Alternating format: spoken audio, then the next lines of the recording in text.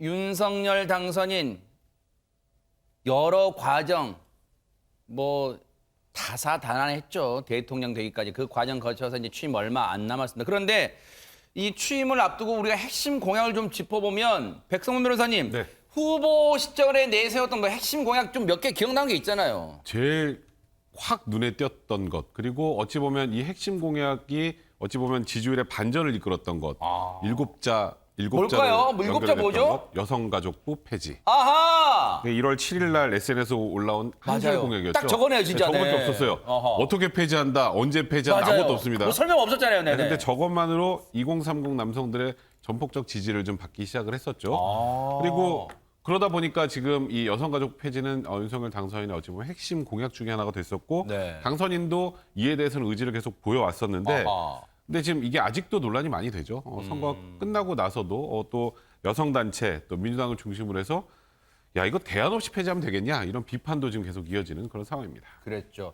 근데 이 논란이 끊임없이 제기되는 과정에서 윤석열 당선인은 기회가 있을 때마다 약속 지킨다. 여가부 폐지 공약 난 지키겠다. 추진 의지를 끊임없이 밝혀왔어요. 관련 얘기 들어보시고 이어가 보도록 하겠습니다.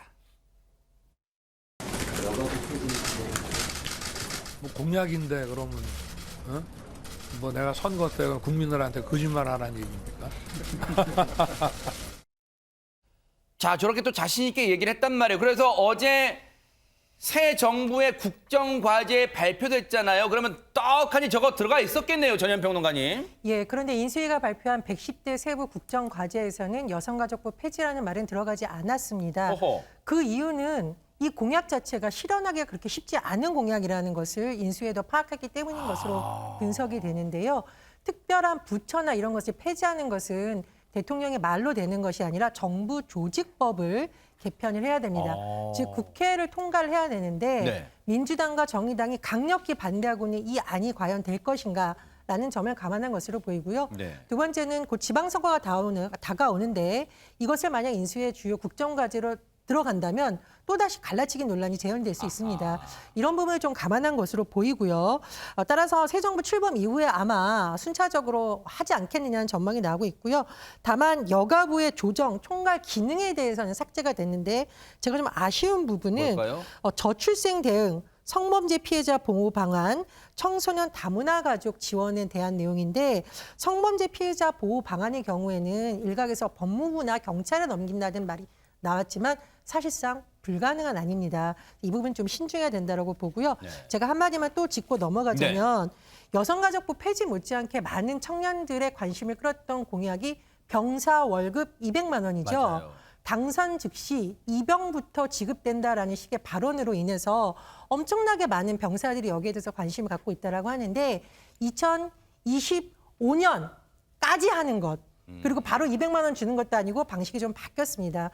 물론 현재 재정 상태라든가 이런 것을 본 것이긴 하지만 선거를 앞두고 이 일곱자 공약이라든가 한 줄 공약이 너무 선거를 앞두고 급조된 공약이 아니냐는 비판도 제기되고 있습니다. 그런 비판 나올 만하네요. 그러면 어제 국정과제를 발표했는데 여성가족부 폐지는 빠졌어요. 왜 빠졌는지 안철수 인수위원장 얘기 좀 들어보시고 이어가 보도록 하겠습니다. 여가부는 폐지 방침이 아닌 건지 아니면 확대 개편이라면 또 어떤 방식인 건지 말씀 부탁드립니다. 정부 조직 개편에 대해서는 이번 저희들 인수위에서 다루지 않는다.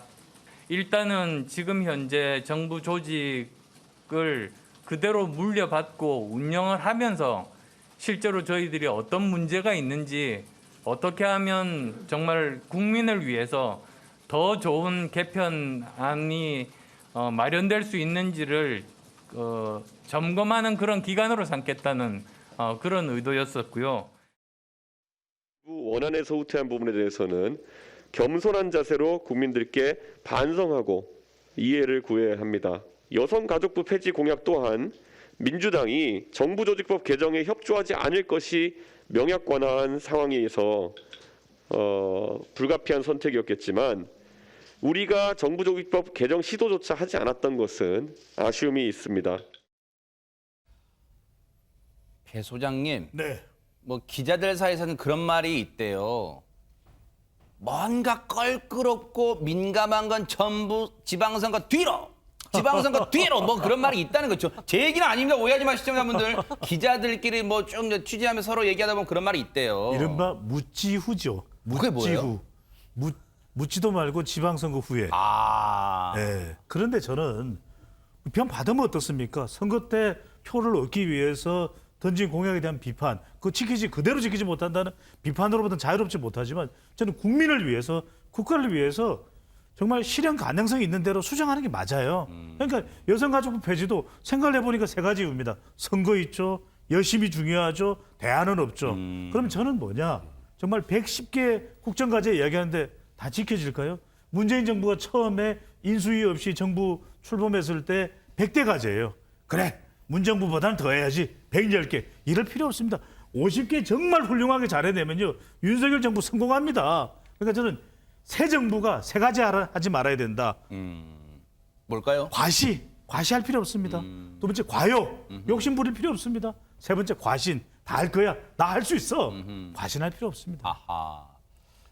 늘 새로운 말들을 만들어주시는 뉴스파이트 통해서요. 정말로 대단한 귀에 쏙쏙 들어옵니다. 그런데 허준 변호사님 그런 생각도 해봐요. 국정과제에서는 일단 고심 끝에 뺐어요.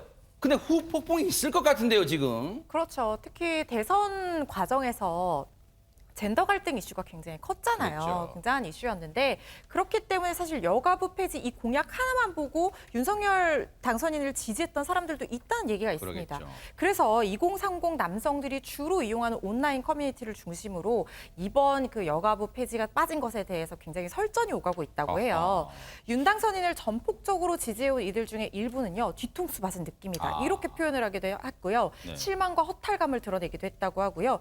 여가부 폐지를 못할 거면 대선 때 이야기를 꺼내지를 말든가, 폐지할 거면 강단 있게 밀고 나가야 된다, 이렇게 공약을 지켜야 된다, 이런 목소리를 내는가 하면 반대에서는 기다려보자라는 얘기도 있었어요. 왜냐하면 지금 어차피 민주당이 다수 의석을 차지하고 있기 때문에 어차피 통과가 안 될 거다. 그런데 총선에서 나중에 국민의힘이 과반을 차지하게 되면 이게 2년 뒤에는 달라질 수 있는 거 아니냐. 그러니까 지금 뭔가 큰 그림을 그리고 있는 것이다. 이렇게 기다려보자는 얘기들도 나오고 있는 상황입니다. 어쨌든 고심은 될 거예요. 인수위 또 이 새 정부 입장에서는.